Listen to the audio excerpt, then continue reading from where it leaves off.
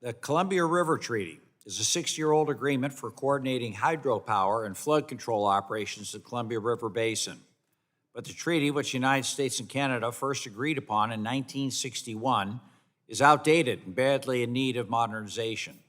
Due to a formula agreed to in the 1960s, my constituents, more than 6.5 million electric ratepayers across Oregon, Washington State, Idaho, and Montana, now disproportionately send an average of about $150 million to subsidize Canadian power, above and beyond any benefits they receive from the Columbia River Treaty.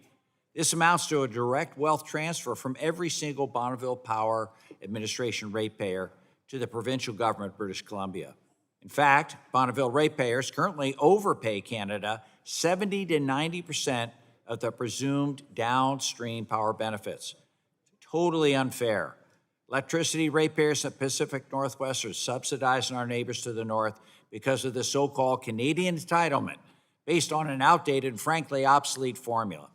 The Columbia River Treaty needs to be updated. The United States could have acted back in 2014 to address this wealth transfer from my constituents. Negotiations with Canada have been virtually non-existent since then. Frankly, Canada wants even more money from the United States. That's unacceptable. These delays cost Bonneville ratepayers approximately $1 million every 3 days. And with no federal funds in the game, State Department has demonstrated little interest to press Canada to address this costly, unfair, and out-of-date wealth transfer.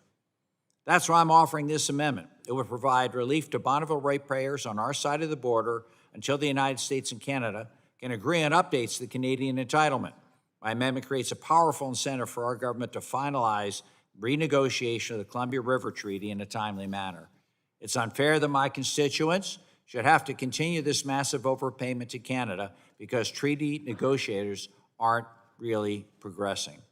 It's critical we modernize that treaty so Bonneville ratepayers must no longer endure this inequity.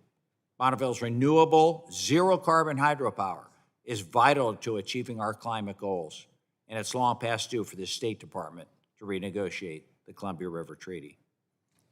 Mr. Chairman, I understand there's some jurisdictional concerns regarding my amendment, so I'll be withdrawing it in hopes that we can address this inequity in another way.